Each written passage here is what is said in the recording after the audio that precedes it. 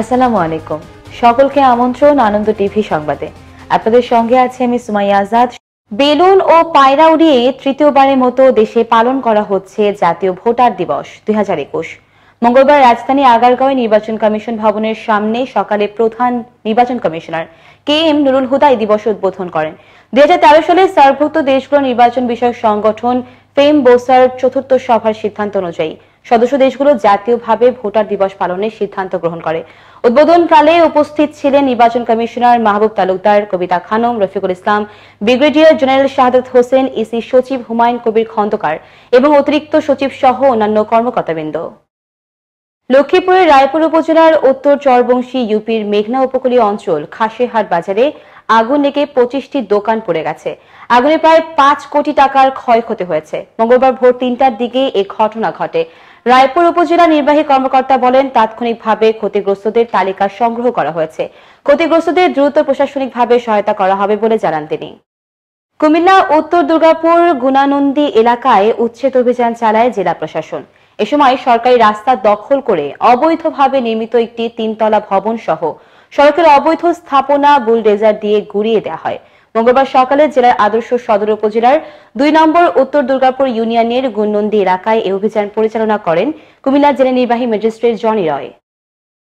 দেশের প্রত্যন্ত অঞ্চলের বিলুপ্তপ্রায় লোকজ ঐতিহ্যে পুনরুদ্ধার ও হারিয়ে যাওয়া ঐতিহ্য নতুন প্রজন্মকে পরিচয় করে দিতে সোমবার থেকে নারায়ণগঞ্জের সোনারগাঁয়ে অবস্থিত বাংলাদেশ লোক ও কারুশিল্প ফাউন্ডেশনে শুরু হচ্ছে মাসব্যাপী লোক কারুশিল্প মেলা ও লোকজ উৎসব। এবারে মেলা করোনার পরিস্থিতির কারণে 1 মার্চ থেকে শুরু হয়ে চলবে 30 মার্চ পর্যন্ত। বিকেলে সোনারতরী মঞ্চে মেলার আনুষ্ঠানিক উদ্বোধন করেন সাংস্কৃতিক বিষয়ক মন্ত্রণালয়ের প্রতিমন্ত্রী KM খালিদ। রাজধানী ঢাকার সাথে তাল মিলিয়ে জেলা শহর পাবনাতেও শুরু হচ্ছে বইমেলা। তবে করোনাকালীন মহামারীর জন্য মার্চের প্রথম থেকে শুরু হলো পক্ষকাল ব্যাপী বইমেলা।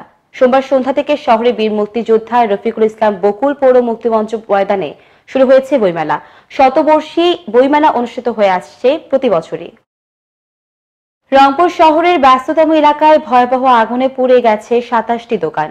মঙ্গলবার ভোর 6টার দিকে আগুনের সূত্রপাত হয়। এ সময় 27টি দোকানের ভিতরে থাকা সমস্ত মালামাল পুড়ে ছাই হয়ে যায়। এতে প্রায় 2,37,00,000 টাকার বেশি ক্ষয়ক্ষতি হয়েছে বলে ধারণা করা হচ্ছে। ফায়ার সার্ভিসের 10টি ইউনিট 2 ঘন্টার চেষ্টার পর আগুন নিয়ন্ত্রণে আনে। বৈদ্যুতিক শর্ট সার্কিটের মাধ্যমে আগুনের সূত্রপাত ঘটে বলে জানিয়েছেন ব্যবসায়ীরা। এখন যা আসছি দেখতেছি শুধু ছাই। আমরা তো এনজিও থেকে লোন নিয়েছি, ব্যাংকের থেকে লোন নিয়েছি, মাল এদের মাল করার জন্য মাল নিয়ে আসছি 4-5 লক্ষ টাকা। সব মনে করেন যে শেষ হয়ে যায়, সব মনে করেন যে কারেন্টের, আমার ধারণা কারেন্টের ইয়াতে হইতে পারে। টাঙ্গাইলের মির্জাপুরে থেমে নেই মাটি কাটার মহা উৎসব। অভিযোগ উঠেছে অবৈধভাবে মাটি কেটে লাখ লাখ টাকা হাতিয়ে নিচ্ছে একটি প্রভাবশালী মহল, যার কারণে হুমকির মুখে পড়েছে উপজেলার উত্তরাঞ্চলের যাতায়াতকারী সেতু ও ফসলি জমি। একই সঙ্গে বাড়িঘর ভাঙনের দুশ্চিন্তায় দিন পার করছেন নদী পাড়ে বহু পরিবার। টাঙ্গাইলের মির্জাপুর থেকে সানোয়ার হোসেনের তথ্য ভিডিও চিত্রে দেখুন ডেস্ক রিপোর্ট।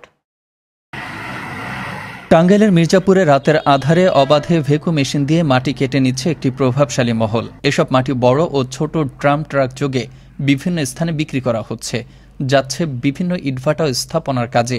যদিও মাটি ব্যবসায়ীদের দাবি তারা এলাকার উন্নয়নের কাজের জন্য এসব মাটি বিক্রি করছেন, আর এভাবেই তারা হাতিয়ে নিচ্ছেন লাখ লাখ টাকা।